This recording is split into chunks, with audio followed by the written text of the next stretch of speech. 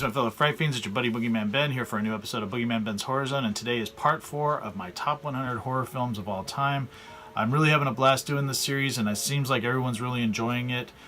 Today, the numbers I'm going to be talking about are going to be numbers 70 through 61, and I hope everyone looks forward to this. So let's get started. So number 70 on my list is going to go to Jason X. A lot of people hate this film for some reason.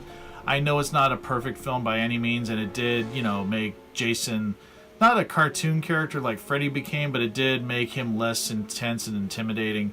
But once you get to the 10th film in the franchise, I think you just have to have fun at this point. And I think at least they tried something different while still, I think, maintaining the respect of the franchise, especially with the virtual reality scene that takes Jason back to the 1980s Crystal Lake. That was just fantastic. But again, there was changes to the script, there was delays. They did the best they could with the budget they had, and I think they made a pretty slick film. I think Kane Hodder was fantastic. This is his swan song as Jason in the film. And I think that he does a great job as regular Jason and as Uber Jason, which I think is one of the most awesome looking depictions of the character. I thought he looked fantastic. I loved the way that he looked in this film. Just absolutely terrific.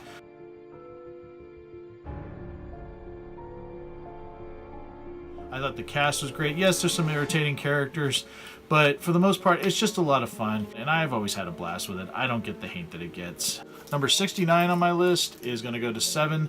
Fantastic film, directed by the amazing David Fincher, who is one of my favorite directors of all time, starring the amazing Morgan Freeman and Brad Pitt, and Gwyneth Paltrow's in it, and of course Kevin Spacey.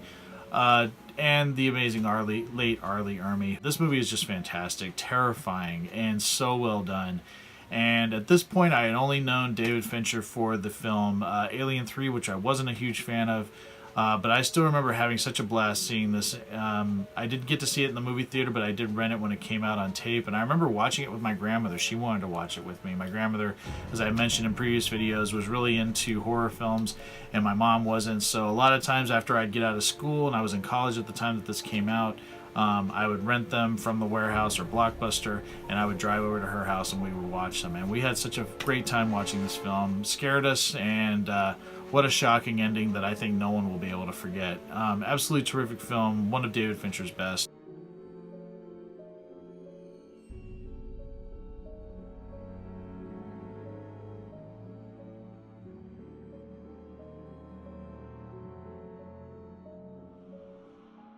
Number 68 on my list is going to go to Behind the Mask, The Rise of Leslie Vernon.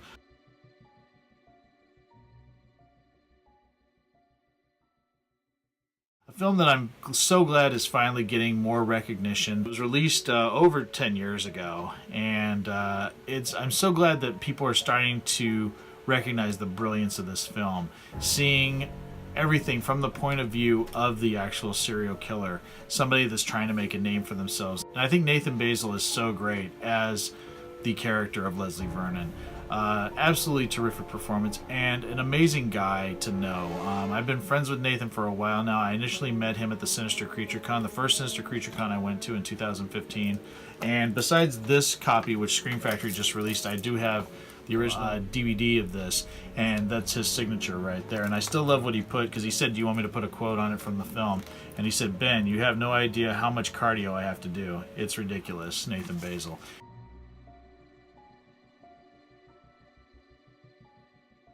And we've kept in contact through Instagram and Facebook, and he's such a great guy, terrific actor, so much personality to Leslie Vernon, and just gives a terrific performance. And of course you have the late Zelda Rubinstein, you have Robert Englund,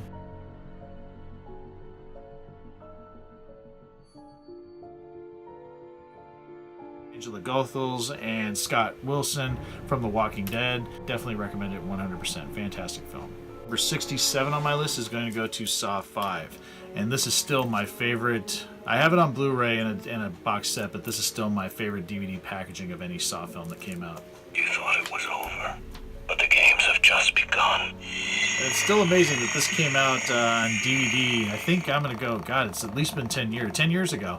And I've had this pretty much since then, and that still sounds fantastic. But I love Saw 5 so much. A lot of people didn't like it because they thought it was very repetitive. The character of Agent Strom is going over, the history of Jigsaw and the kills, and he's trying to prove that Hoffman is the new Jigsaw killer, and it's sort of showing stuff that we already know, but I like the way that it was structured. I really think that David Hackle did a great job directing this.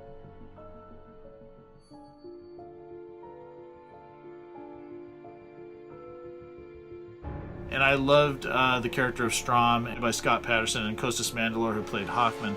They both did a great job of feeding off each other, and I just love how this movie was structured, and I love the game in this one a lot. I like the people that were in it, specifically Carlo Rota, who I've always been a fan of from 24. He was great in this film.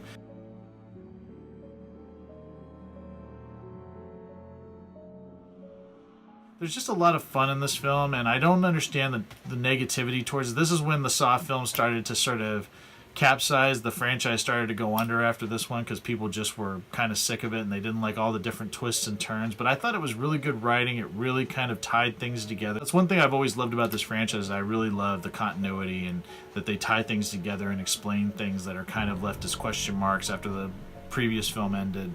But yeah, I think this film gets a lot of hate unfairly, and I really enjoy it still.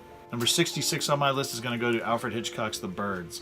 I still remember watching this film for the first time. I was staying with my grandparents in Manteca. I would stay there during the summer. My grandparents really loved to watch movies, and they pretty much let me watch whatever I want, and this happened to be on TV, and I hadn't seen it.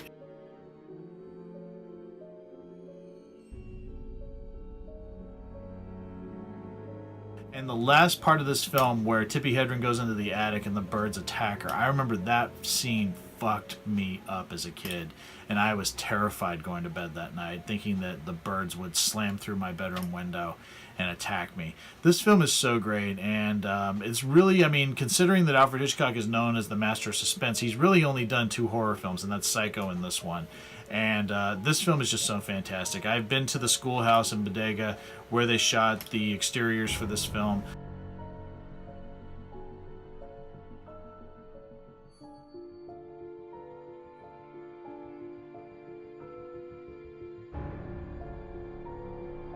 I've also been to the town of Bodega Bay where the Tides restaurant was. I mean, they did shoot quite a bit of the film on the back lot, but there were exterior shots shot in Bodega Bay and Bodega. But Tippi Hedren is fantastic. Rod Taylor is fantastic. Absolutely love Jessica Tandy. She does a great job in this film. And I just love the locale. It's in a, it's close to where I live here in the Bay Area where they shot this. It's terrifying that, when nature turns on you. There's a lot of stuff in this film that I don't know if they would do by today's standards, but I absolutely think it's a fantastic film. Holds up really well. Terrific action, terrific set pieces, terrific horror.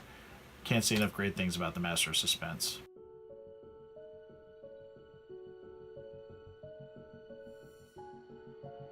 Number 65 on my list is going to go to Rob Zombie's Halloween. A lot of people hate this film, and a lot of people didn't think Rob Zombie should tackle something that had a more classy vibe. A lot of people thought he should have been more of a Texas Chainsaw remake director, but I think he does really well handling this material.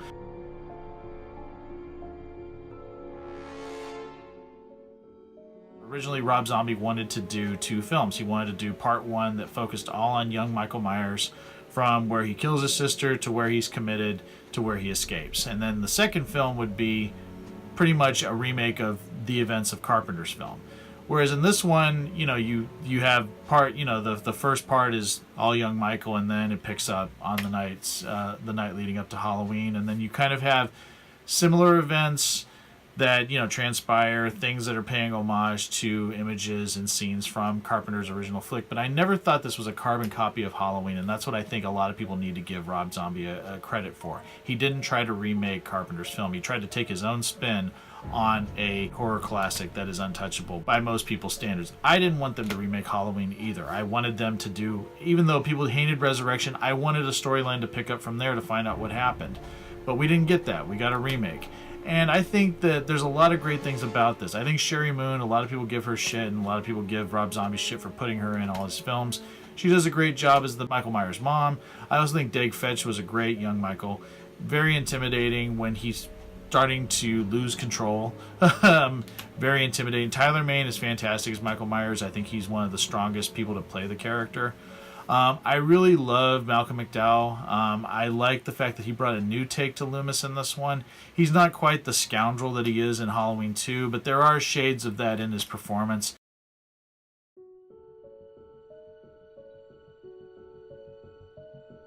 nothing like the Dr. Loomis character that Donald Pleasance played, and that's because he had never seen those performances. So he brought his own take to Loomis. I think he does a great job. Brad Dourif is fantastic. As Sheriff Brackett, he does a terrific job. And Danielle Harris is amazing. It was so great to see her come back to the franchise, this time playing Linda. And Scout Taylor Compton, a lot of people give her shit, but I think she's terrific as the new, younger Laurie Strode. Completely comes off like a teenager. She comes off like a teenager hanging out with her friends, and she does a great job of going from just this kind of happy-go-lucky character to what's left of that character at the end of this film, which is pretty shocking. I think this film is great. I enjoy watching it, and I don't think it deserves the crap that it gets. Number 64 on my list is going to go to John Carpenter's Christine, adapting Stephen King's novel of the same name. I absolutely love it. It's one of my favorite Stephen King novels and one of my favorite John Carpenter films. This film is so terrific. I love the cast in it, specifically Keith Gordon, who I was a fan of from Jaws 2 and Back to School.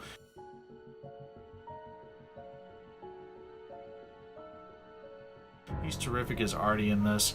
I also love John Stockman. He does a great job in this. You have the beautiful Kelly Preston. You have Alexandra Paul. And then a small cameo by Harry Dean Stanton, who is also one of my favorite actors of all time. Terrific score by John Carpenter. Terrific direction. There's so many fantastic scenes in this. Particularly my favorite scene in this film is when Christine slams into the gas station and then chases Buddy away from the gas station after it's killed all his friends and the car is on fire, chasing him down the road. One of the best scenes in any horror film ever made.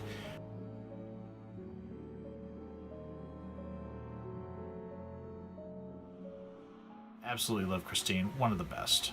Number 63 on my list is going to go to Cujo, another Stephen King adaptation directed by Louis Teague.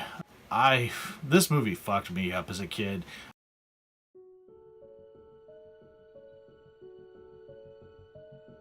It is heartbreaking and terrifying at the same time, and Dee Wallace does such a great job. Her and Danny Pintaro. Those performances, I'm surprised that they didn't get any type of Oscar nominations for them because they are so terrific in this.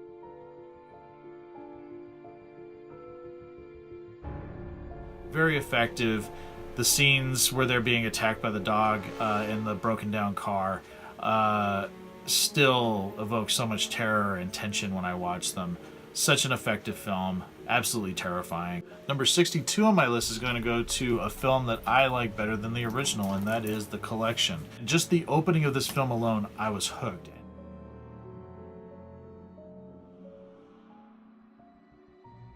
Like being trapped in the collector's house of horrors, like all of the places where he does his experimenting, where he takes people, where he has bodies like in these water tanks. I mean, it's crazy. It's just so intense and so well done. The score is fantastic.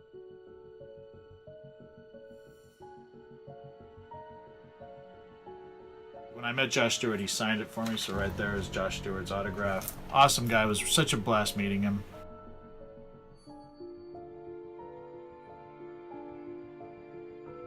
Everyone should check it out. Number 61 on my list is going to go to Drag Me to Hell. Absolutely love this film. It's my favorite Sam Raimi film. I like it more than any of the Evil Dead films. I don't know why, but this film is absolutely terrifying and funny and such an enthralling PG-13 horror film that some people just cannot get that concept out of their head that you can be scary even if it's PG-13. This film is terrifying.